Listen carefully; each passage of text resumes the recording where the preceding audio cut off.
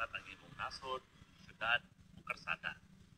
Agig pagtandi, ang nasod sa planetang yuta mao ang galaksiyang Milky Way. Ang syudad niini mao ang sistema solar, ang adlaw ug ang mga planeta niini. Ug ang karsada niini mao ang orbito sa yuta diha sa sistema solar. Tungod sa kausawagan sa astronomiya ug pisika, daghang natukad ang mga siyentipiko bahin sa mga bintaha sa atong espesyal nga luna diha sa universo. Ang atong syudad o sistema solar nahimutang sa eksakto gayud nga lokasyon diha sa galaksiyang Milky Way. Dili sobra kaduol ug dili pud sobra kalayo sa sentro niini.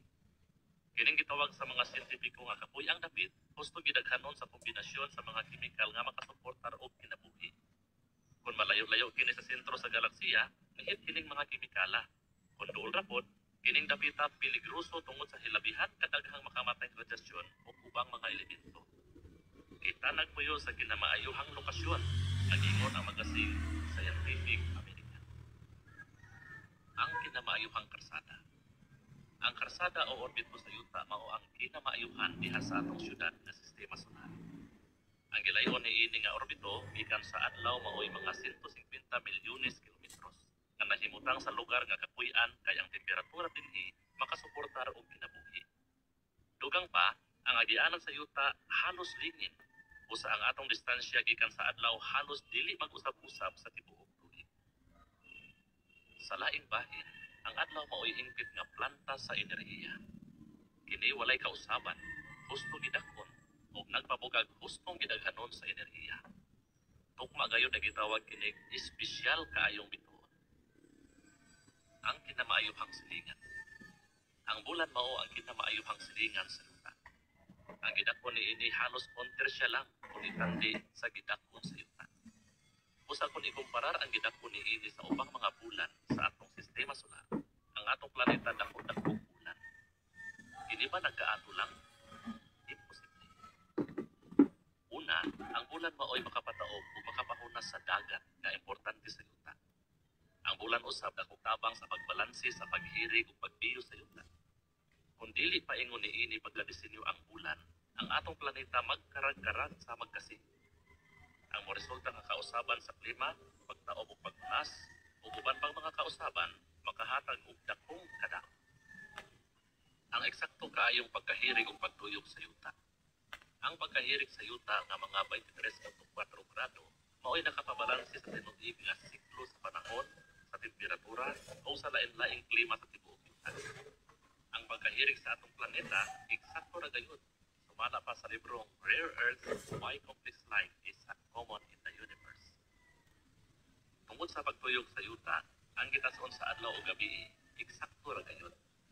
Kung hinay ang pagtuyok, mas taas ang mga adlaw ug ang katunga sa yuta nga bantang sa adlaw mapaig ug ang pikas nga bahin mahilo. Kung kusog, mahimong bibilan na lang ka oras ang usa ka adlaw ug moresulta way puno nga mga pagbagyo ug uban pang makadaot nga mga epekto. Mga salibot sa yuta.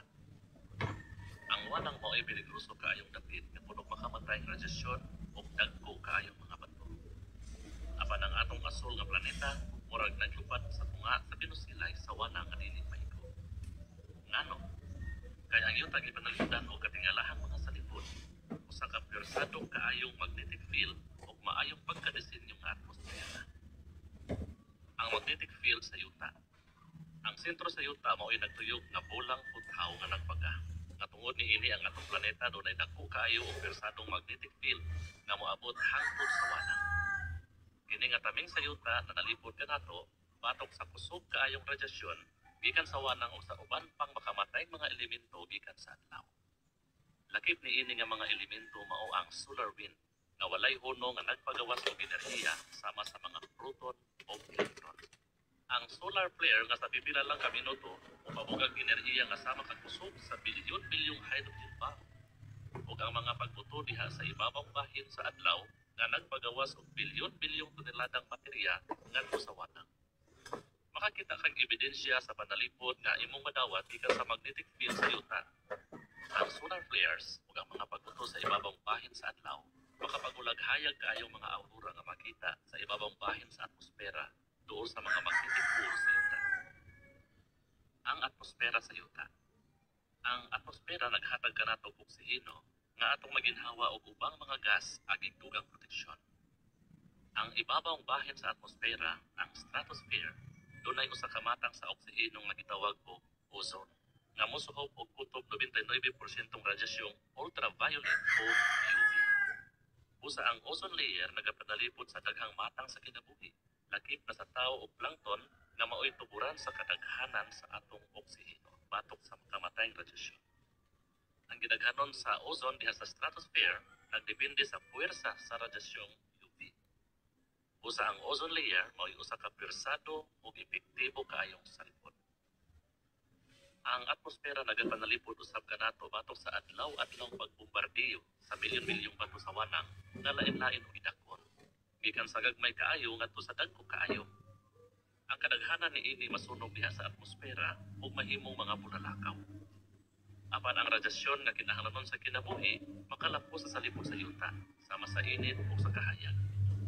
Ang atmosfera makatabang pagani sa pagpakanap sa init palibot sa yuta, ug kung magabii, ang atmosfera nagsilbing habol aron dili daling muhungaw ang init.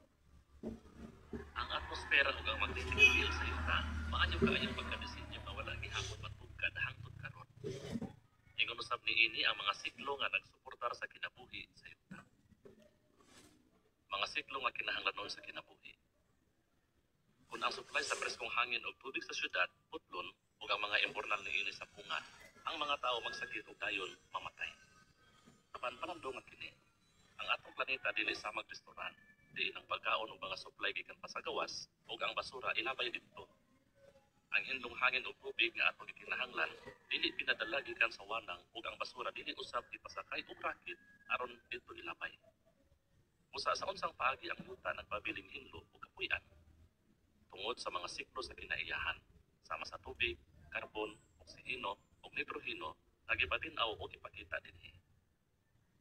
Ang siklo sa tubig. Ang tubig importante sa kinabuhi. Ang tao mamatay kung dili makainom og tubig sa pipila lang ka adlaw. Ang siklo sa tubig naghatag og hinlong tubig sa yuta. Kini dunay tulo ka proseso. Una, ang init sa adlaw mopaalis sa tubig paingon sa atmosfera. Ikaduha, ang manibugok kay nalisngaw ni ining hinlong tubig mahimong panganod. Ikatulo, dayon ang panganod mahimong ulan, nanibugok na ulan, yelo o niebe na ialisngaw na usab, busa nagtapos sa siklo.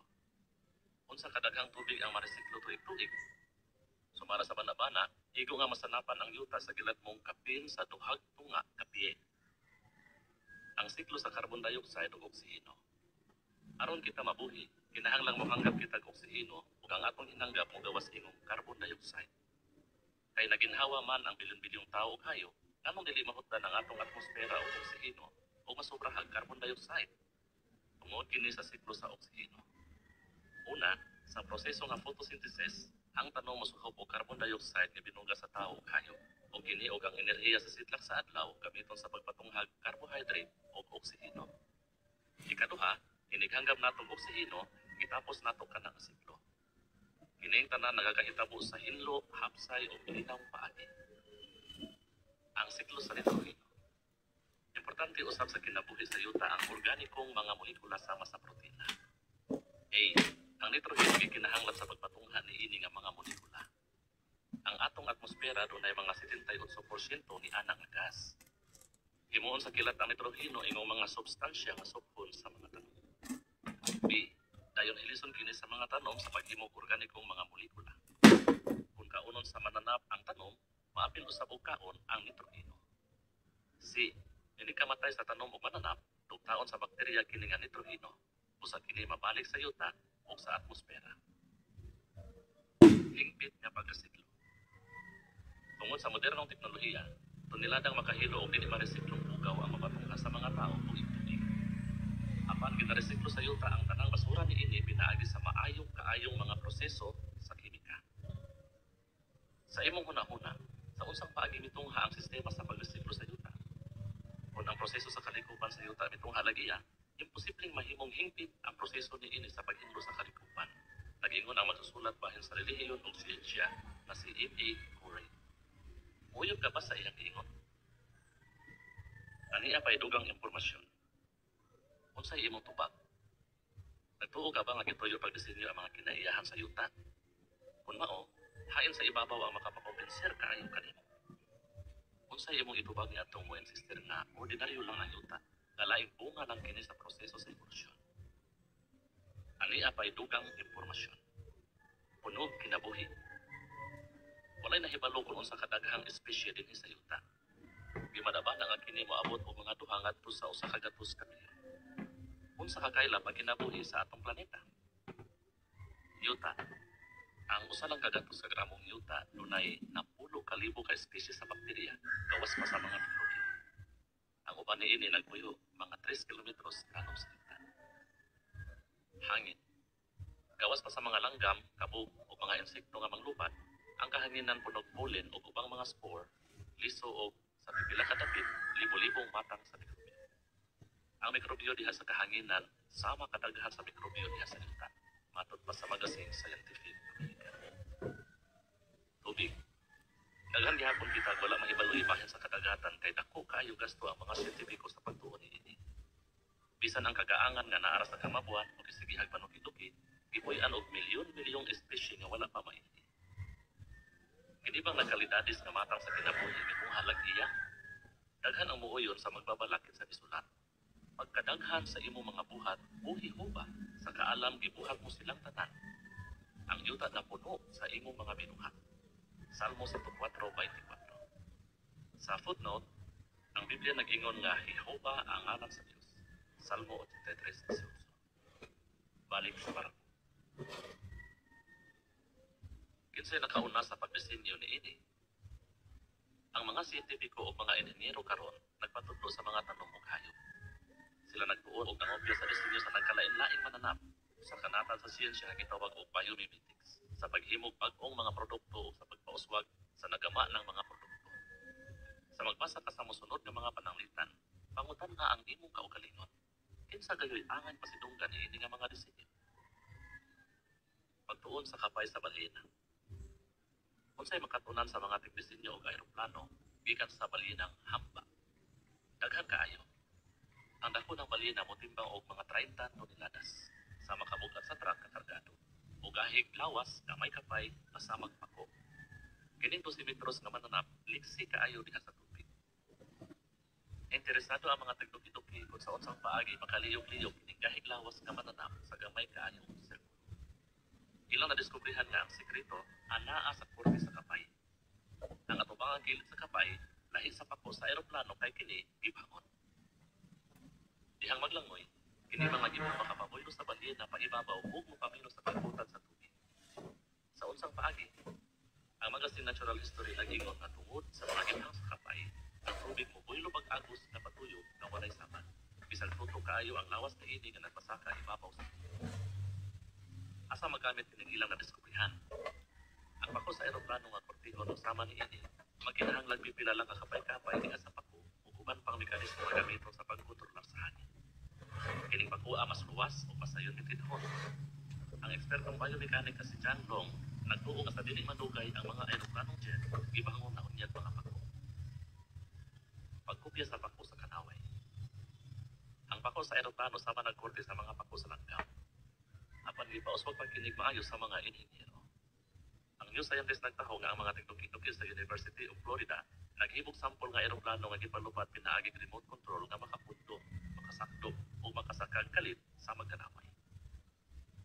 Makalupad ug sama niini ang kanaway pinaagi sa pagtikaw sa ilang pako diha sa mga rutahan sa siko o kabaga.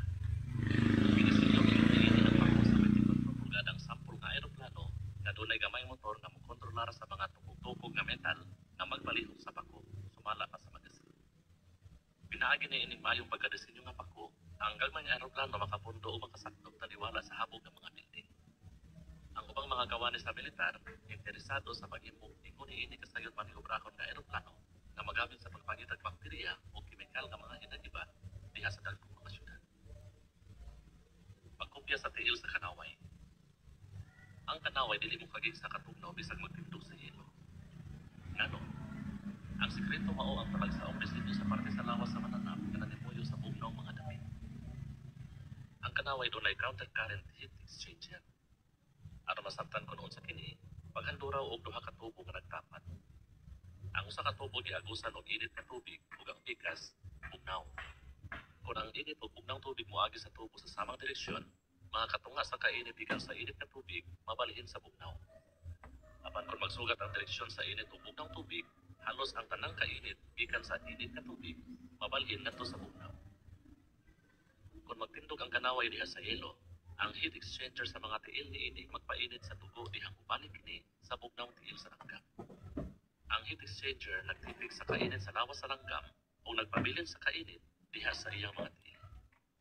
Gihubit sa mechanical o aeronautical engineer nga si Arthur P. Frass kini nga disenyo ingong usa sa kinamaayuhang heat exchanger sa kalibutan.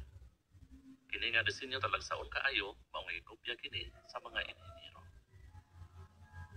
Kinsay takos pasidunggan. Ang National Aeronautics and Space Administration naghimog daghang tiil nga robot nga murag tanga ug ang mga inhinyero sa Finland nakahimog traktor nga unom ug libid na makasaka sa bisan unsang babag sa magdakong insekto. Ang ubang tigdog-dugi nakaimbento panapton nga dunay mga taktok-taktok nga mutakbo ug musira sama sa mga ba sa bunga sa kahoy pino. Ang panapton makapaangay sa temperatura sa lawas sa nagsulod. Sa kapabrikang sakyanan naghimog awtong sa magkurti sa kaban-kaban kaminos ang pagbutan sa tubig. Ito na usab sa ubang mga tigdugi-dugi ang disenyo sa likong kabahang sa lapas sa tuyo nga makahimog mas gaan ug mas likong tamin sa lawas. Sanglit daghan man kaayong maayong ideya ang natutian gikan sa kinaiyahan, ang mga tigdugi-dugi naghimog listahan sa libo-libo nilang nadiskubrihan diha sa kompyuter. Ang mga siyentipiko makakuha ng impormasyon gikan niini dihang mangita silang mga solusyon gikan sa kinaiyahan alang sa ilang mga problema sa disenyo. Nag-ingon ang The Economist. Ang mga impormasyong nahipos gitawag og mga patente nga iya sa kinaiyahan. Sa naandan, ang tag-iya sa patente mao yung sa katao o kompanya nga nagparehistro sa naimbentong ideya o makina. Nag-istot bahin niini patente nga iya sa kinaiyahan nga gisunod diha sa kompyuter, ang The Economist nag-ingon.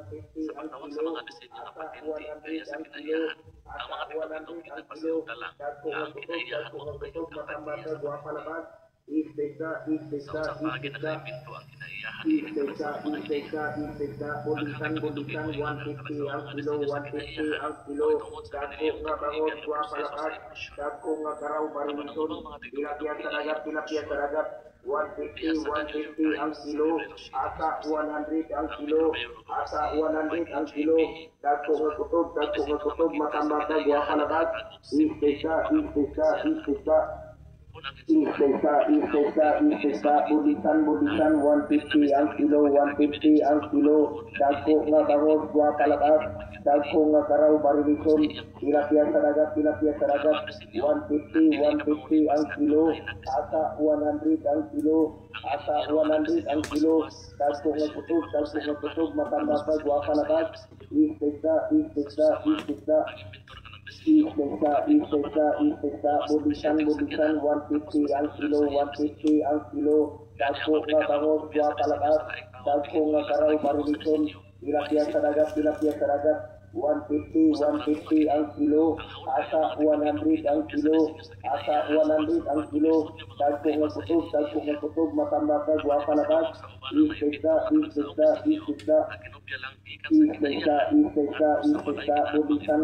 150 ang kilo, 150 ang kilo, dagko nga bangos gwa kalabas, dagko nga karaw barilison, tilapia sa dagat, 150 ang kilo,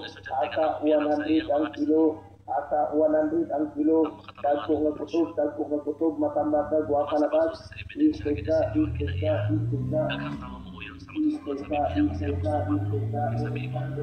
Ang dili makitang mga iya sa Dios, bisan ang iyang walay katapusang gahom o